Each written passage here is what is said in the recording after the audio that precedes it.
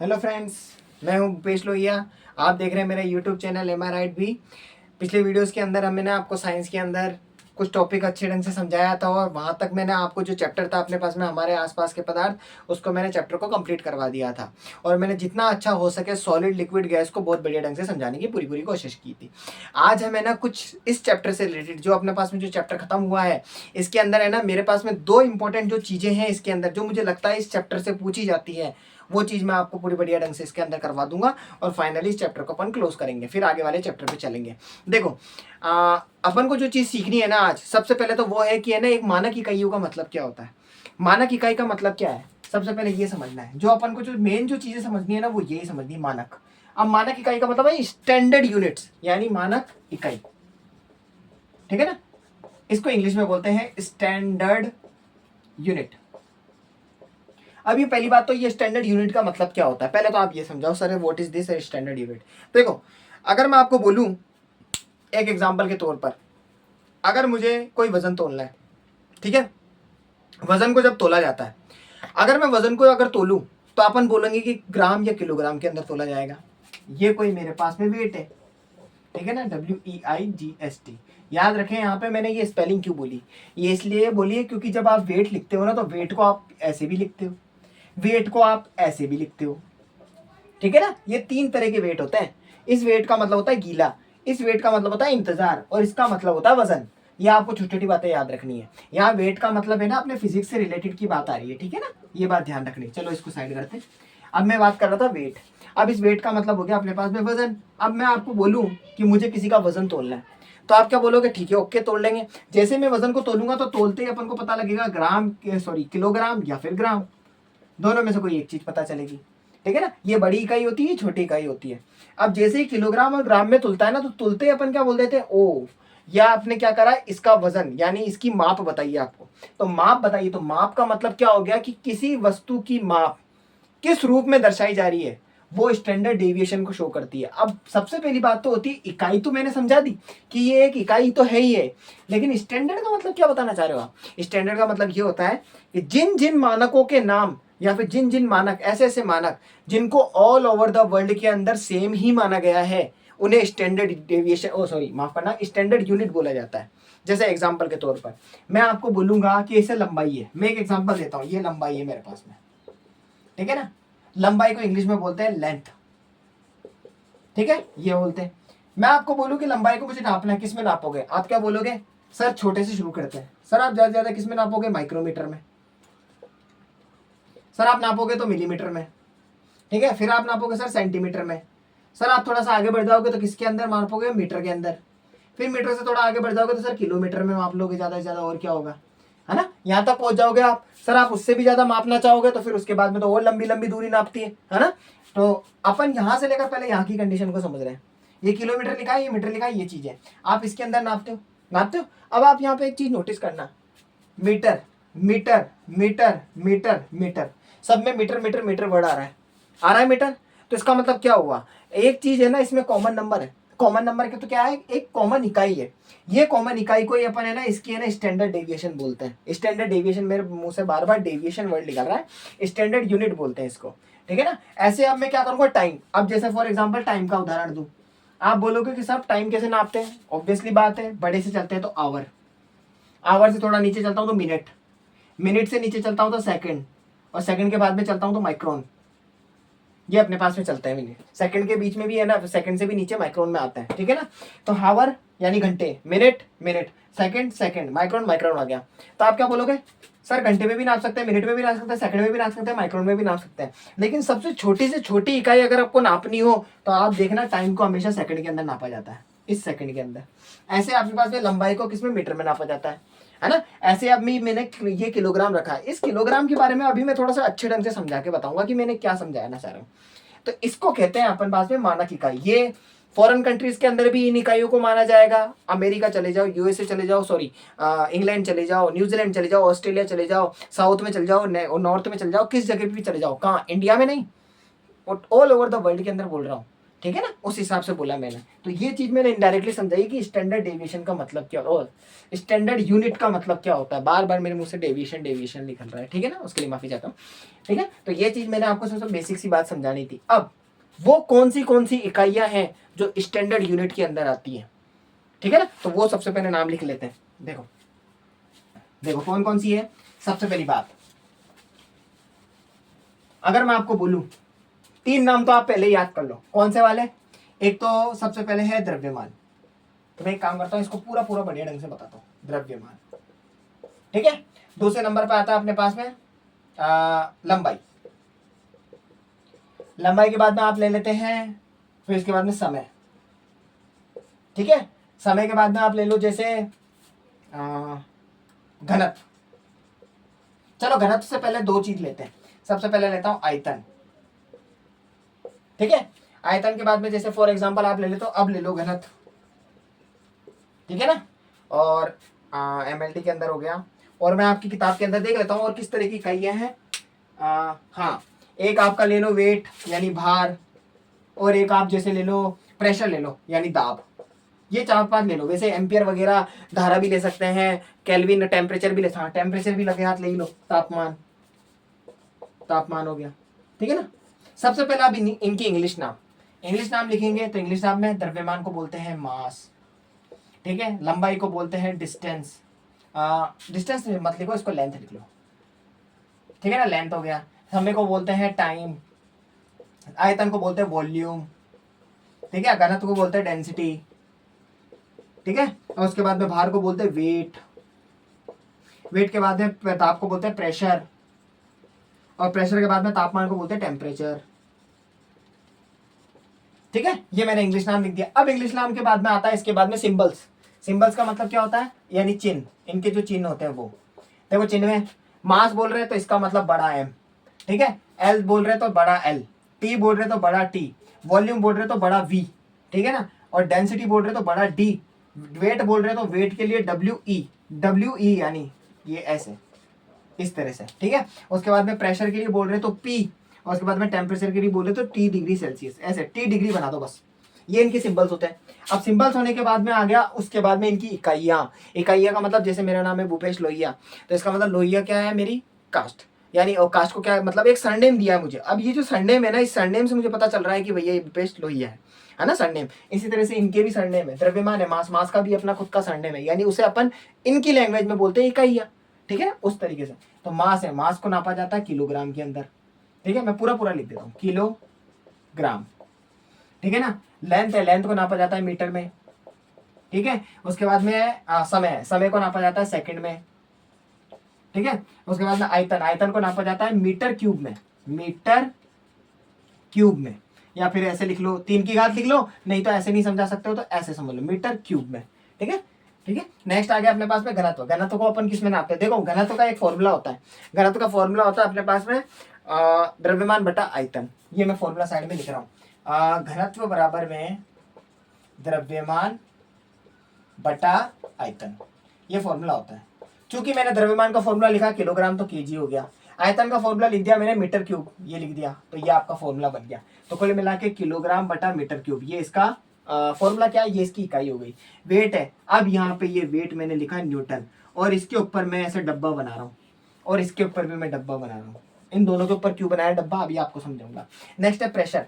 इसको प्रेशर को हमेशा है ना किसमें नापते हैं, पास्कल के अंदर नापते हैं, पास्कल, ठीक है ना, प्रेशर को, ठीक है। और बाकी एक और इकाई भी होती है, एक तो या तो पास्कल ले लो, या फिर इसको है ना एक और इकाई में नापा जाता है। जैसे है ना प्रेशर है तो इसको अपन इस तरीके से नापते हैं, हाँ, वॉल्यूम अपॉन है ना एरिया, वॉल्यूम अपॉन ये दाब बटा पे इसके हिसाब से नापते हैं, ठीक है ना। तो पास्कल ही याद कर लो आप तो। और बाकी टेम्परेचर हो गया, टेम्परेचर को अपन किस में नापते हैं, केल्विन के अंदर, ये केल्विन के अंदर नापा जाता है, ठीक है ना। आप चाहो तो डिग्री सेल्सियस में भी नाप सकते हो, डिग्री फ़ारेनहाइट में भी नाप सकते हो, या फिर र्यूमर में भी नाप सकते हो, वैसे केल्विन ज्यादातर देखा जाता है, ठीक है ना। ये अपने पास में इकाई है, इन्हें कहते हैं स्टैंडर्ड यूनिट्स, यानी मानक इकाइयां। ये मोस्ट इंपॉर्टेंट है। ये साइंस के अंदर अगर आप फिजिक्स से रिलेटेड टॉपिक्स पढ़ रहे हो तो ये तो आपको पढ़ना ही पढ़ना है, मोस्ट मोस्ट मोस्ट ज्यादा इंपॉर्टेंट है। आप इसको देख लो, मैंने इसको बढ़िया ढंग से लिख दिया है, वापस से रिपीट कर देता हूँ। द्रव्यमान को इंग्लिश में मास बोलते हैं, जो कि बड़ा एम होता है, जिसको किलोग्राम में लिखते हैं। ध्यान रखना, इसको किलोग्राम या ग्राम दोनों ले सकते हो, ठीक है ना।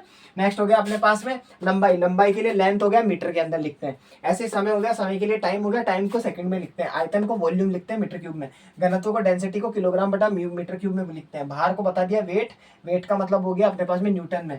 और उसके बाद में दाब हो गया प्रेशर यानी पास्कल में, तापमान टेम्परेचर हो गया केल्विन के अंदर, ठीक है। ये मेरे मेन बातें थी जो मैंने आपको समझा दी। क्योंकि अगर मैं इसके बारे में अगर एक एक के बारे में डेफिनेशन लिखवाऊंगा तो वो बात एक अलग हो जाएगी, क्योंकि वो अपन उस वाले चैप्टर में पढ़ेंगे, ग्रेविटी वाले चैप्टर में। ग्रेविटी और वो लॉज वगैरह आएंगे ना, उसके अंदर अपन इनको बहुत बढ़िया ढंग से समझेंगे, ठीक है। तो ये चीज मेरे को आपको बतानी थी, जो ये मोस्ट इंपोर्टेंट याद रख लेना, और खासकर ये इसको जरूर देख लेना, ठीक है। डेंसिटी को मैंने बता ही दिया, सॉरी घनत्व को डेंसिटी बोलते हैं, द्रव्यमान को मास बोलते हैं, आयतन को वॉल्यूम बोलते हैं। ये मैंने सारी चीज आपको बता दी है, ठीक है। अब इसी के अंदर है ना एक छोटी सी बात है, वो मैं आपको समझाता हूँ। देखो क्या है, ये मैंने 2 पे डब्बे घुमाए, इन दोनों का मीनिंग क्या है देखो कैसे समझना। अगर मैं आपको कहूं कि एक एग्जांपल देखिए, अगर मैं आपको कहूं कि आपका वेट है पृथ्वी के ऊपर 60 किलो, ये मेरे पास में अर्थ है, ठीक है। आप इसके ऊपर बैठे हो 60 किलो लेके अपना, ठीक है, 60 किलो लेके बैठे हो। मैंने बोला आपको यहाँ पे जाना है मून के ऊपर, ठीक है, मून के ऊपर जाना है। मैंने आपसे क्वेश्चन पूछा कि अगर अगर मैं मून पे चला जाऊंगा 60 किलो वाला बंदा, तो यहाँ पे जाने के बाद में मेरा वजन कितना होगा, तो आप क्या बोलोगे 60 किलो का वजन है, आप अंतरिक्ष के अंदर जाओगे, स्पेस के अंदर, ऑब्वियसली बात है आप वहाँ पे हवा में उड़ने लग जाओगे। हवा में उड़ने लग जाओगे तो वहाँ गुरुत्वाकर्षण ही नहीं, और गुरुत्वाकर्षण नहीं होगा तो आपका वजन कैसे हो सकता है, आप ये बोलोगे। तो कुल मिला के क्या बोल दोगे आप, 0 kg, यहाँ कोई वजन ही नहीं हो आपका। पहली बात तो ये हो गया। चलो ठीक है, आपकी ये चीज़ें जो है ना, जो आपके सामने तथ्य जो दिख रहे हैं उससे मैं बोल देता हूँ ओके ये हो सकता है। लेकिन आपको एक चीज़ समझनी पड़ेगी, जो मून है ना, मून, वो मून का खुद का एक अपना है ना ग्रेविटी है, ऐसे अपने पास में अर्थ की खुद की ग्रेविटी है, ठीक है ना। यहाँ की ग्रेविटी अलग है, यहाँ की ग्रेविटी, हर ग्रह की ग्रेविटी अलग अलग होती है। किसके लिए, किसी वस्तु के लिए, किसी इंसान के लिए, किसी जीव जंतु के लिए, सब चीज़ों के लिए, ठीक है ना।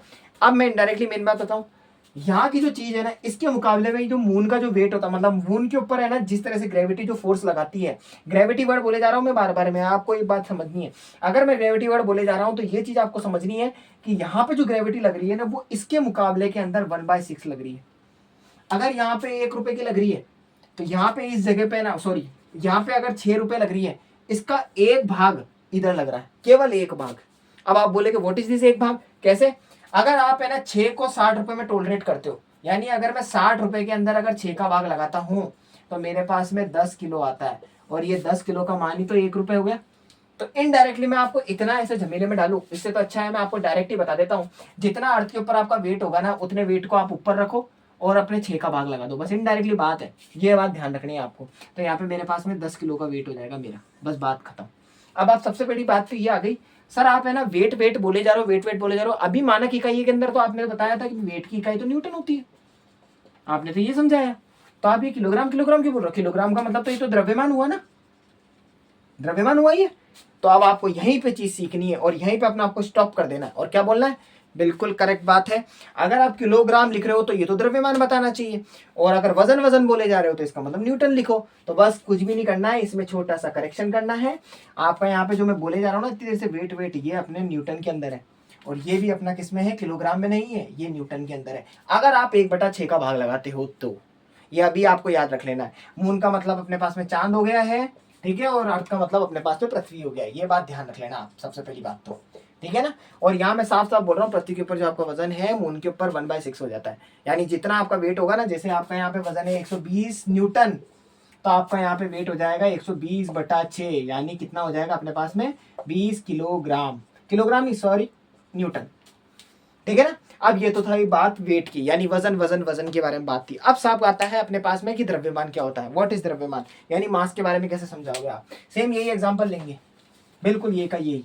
अब मैं आपको बोलूँ इस क्वेश्चन के अंदर कि अब मैं आना द्रव्यमान को समझाओ, तो द्रव्यमान के अंदर किस तरह से समझाएंगे, सर ये 60 न्यूटन लिखा है ना आपको, अब इसको केजी करो। अब आप मुझे बताओ कि आप स्पेस से होते हुए आप मून के ऊपर गए, मून पे जाने के बाद में आपका यहाँ पे द्रव्यमान कितना होगा, द्रव्यमान बताना, मास ये बताना है आपको, मास कितना होगा सर। और यहाँ पे मास है अपने पास में 60 kg, आप बताओ आप क्या होगा। तो सीधी सी बात है, आप मून पे चले जाओ, सूरज पे चले जाओ, स्वर्ग में चले जाओ, कहीं पे भी चले जाओ, विज्ञान के हिसाब से है ना, आपका जो द्रव्यमान यहाँ पे है ना, वो वहीं पे भी रहेगा द्रव्यमान, यानी ये भी 60 kg रहेगा। बस ये बात आपको ध्यान रखनी है। द्रव्यमान कभी भी परिवर्तित नहीं होता है, आप कहीं चले जाओ, ठीक है ना, पूरे आकाश गंगा में कहीं भी घूम जाओ तो विज्ञान ये बोलता है कि आपका द्रव्यमान जो यहाँ पे है वो द्रव्यमान उसी जगह पे वही रहेगा। वजन जो है ना आपका, वो गुरुत्वाकर्षण के नियम के पेड़ के हिसाब से वो आपका वजन 1/6 हो जाएगा। ये मून के लिए बताया था मैंने 1/6, ये हर जगह लागू नहीं होता है। सूरज का अपना खुद का गुरुत्वाकर्षण है, जुपिटर का अपना खुद का गुरुत्वाकर्षण है, मरकरी का अपना खुद का अलग अलग है, सबका अलग अलग है। किसी में 1/8 लगता हो, किसी में 1/12 लगता हो, किसी में 1/50 लगता हो, कुछ भी लग सकता है। तो ये बस आपको मैं मून के बारे में जानकारी दी है। मतलब एक कुल मिला के मेरे को आपको है ना इनडायरेक्टली बस इतना बताना था, वेट में और आपके द्रव्यमान में, यानी मास के अंदर इन दोनों के अंदर क्या क्या चेंजेस आते हैं, मतलब इन दोनों में क्या टॉलरेंस है, डिफरेंस क्या है इनका, वो मेरे को आपको समझाना था, ठीक है ना। अभी आप है ना कोई भी चीज तोलवाते हो, ये जैसे मेरे पास में शुगर गए, शुगर आपने क्या तुलवाते हो, शुगर को तुलवाते हो तो आप क्या बोलते हो कि वजन तोलो। जैसे आप इसका वजन तोलते हो ना, तो वजन किस में तोलते हो आप, किलोग्राम में। ये जो आप वजन तोल रहे हो ना किलोग्राम के अंदर, ये किलोग्राम में वजन नहीं तोल रहे हो आप, इसका द्रव्यमान तोल रहे हो। द्रव्यमान यानी मास तोल रहे हो इसका।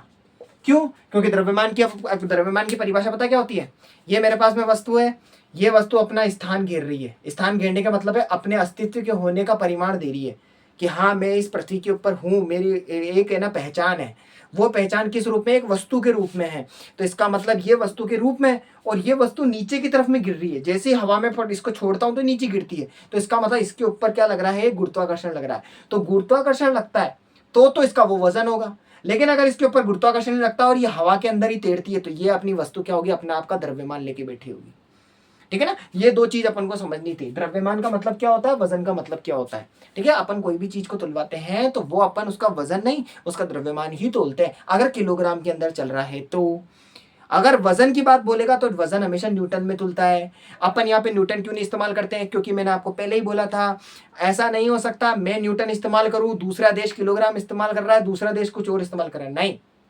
मैंने बोला था मानक स्टैंडर्ड यूनिट्स ऐसी यूनिट्स हैं जिनको आपको हर देश में लागू करना है। मैंने बोला था मास की इकाई क्या होती है, किलोग्राम। किलोग्राम में तोलो भैया, आप न्यूटन में नहीं तोल सकते, आपको किलोग्राम में ही तोलना पड़ेगा वस्तु को। अगर अपने पास में लिक्विड चीज है तो लिक्विड चीज को लीटर में ही तोलना पड़ेगा, ये बात तो ध्यान रखनी है, ठीक है ना। तो इस वीडियो के अंदर मैंने आपको, वैसे तो मेरे को कुछ और एक और टॉपिक के ऊपर बात करनी थी, लेकिन आई होप ये थोड़ा सा वीडियो थोड़ा बड़ा हो गया, क्योंकि मेरे को ये बात को थोड़ा समझानी थी, ये मोस्ट इंपॉर्टेंट बात थी। इसलिए मैं वापस से रिपीट कर रहा हूँ, अर्थ के ऊपर जो किलोग्राम में लिखा हुआ ये द्रव्यमान है, और द्रव्यमान से द्रव्यमान चेंज नहीं होता दूसरी जगह जाने पर। लेकिन वहीं पे अगर ये लिखा हुआ होता न्यूटन, तो न्यूटन से इधर जब मारते तो ये 10 न्यूटन हो जाता, ठीक है ना। किसके ऊपर, मून के ऊपर। दूसरे जगह पे ग्रह पे जाओगे तो उसका खुद का अलग अलग होगा, ठीक है। ये बेसिक सी बात थी जो मेरे को आपको समझानी थी, ठीक है। तो अगर आपको मेरे को ये जो मैंने जो जानकारी दी है आपको, ये आपको अगर अच्छी लगी है तो please like share and subscribe कीजिए, है ना। और अब इसके अंदर एक टॉपिक और बाकी रह गया है, वो मैं आपको नेक्स्ट वीडियो के अंदर पूरी तरीके से समझा दूंगा, क्योंकि वो मेरे को बहुत बढ़िया तरीके से समझाना अनिवार्य है। कोई भी ऐसा पेपर नहीं है, अगर उस टॉपिक से रिलेटेड बात आएगी ना तो पक्का उसके अंदर क्वेश्चन बनता ही बनता है, फॉर्मूला आना चाहिए, और वो आपको पता ही है, ठीक है ना। तो मैं अभी आपको बताऊंगा किस तरीके से क्या क्या करना है, और फिर उसके बाद में नेक्स्ट चैप्टर के ऊपर चलेंगे। अब मैं आपको मिलूंगा नेक्स्ट वीडियो के अंदर, तब तक के लिए बाय।